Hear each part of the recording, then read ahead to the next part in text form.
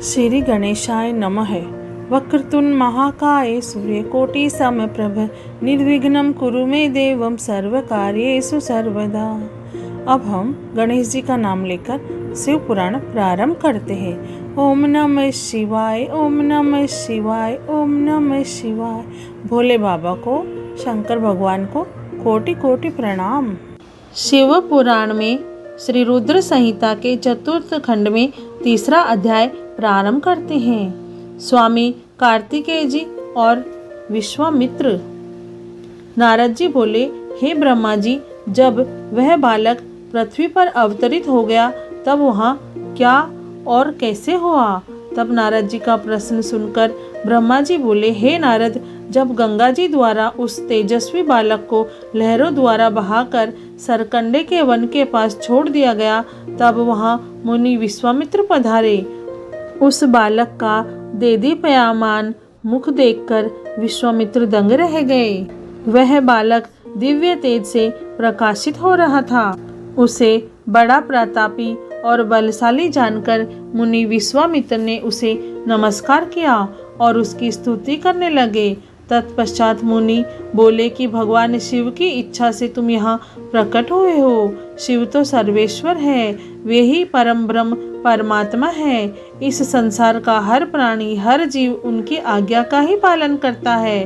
तब मुनि विश्वामित्र के ऐसे वचन सुनकर वह बालक बोला, हे महाज्ञानी प्रकांड पंडित मुनि विश्वामित्र, मेरे इस स्थान पर आने के बाद सर्वप्रथम आप ही यहाँ पधारे हैं। निश्चय ही आपका यहाँ आना भगवान शिव की प्रेरणा से प्रेरित है, इसलिए आप ही विधि विधान के अनुसार मेरा नामकरण संस्कार कीजिए। आज से आप ही मेरे पुरोहित हैं और मेरे द्वारा पूज्य हैं। मेरे द्वारा पूज्य होने के कारण आप इस जगत में विख्यात और पूज्य होंगे।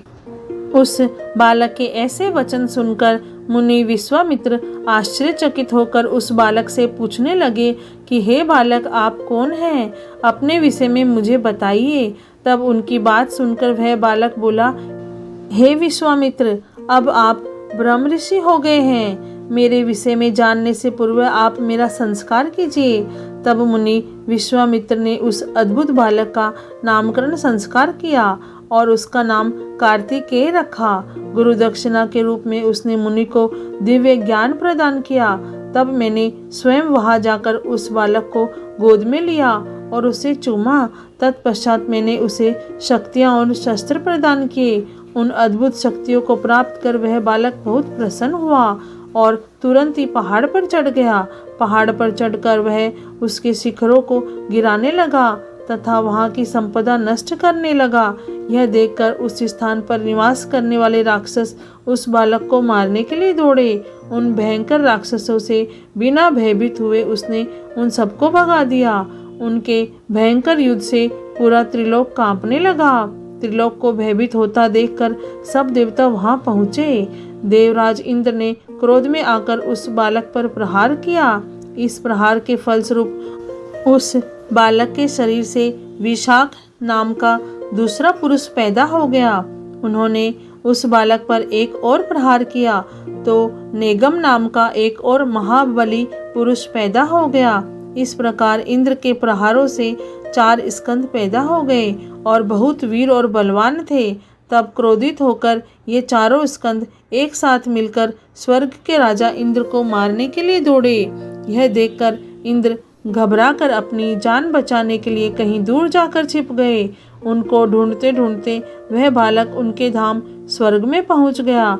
उस समय जब वह बालक स्वर्ग पहुंचकर देवराज इंद्र को ढूंढ रहा था, एक सुंदर सरोवर में 6 कृतिकाएं स्नान कर रही थी। उस सुंदर सलोने बालक को देखकर वह उसे प्यार करने और गोद में खिलाने के लिए दौड़ी और उसे पकड़कर ले आई।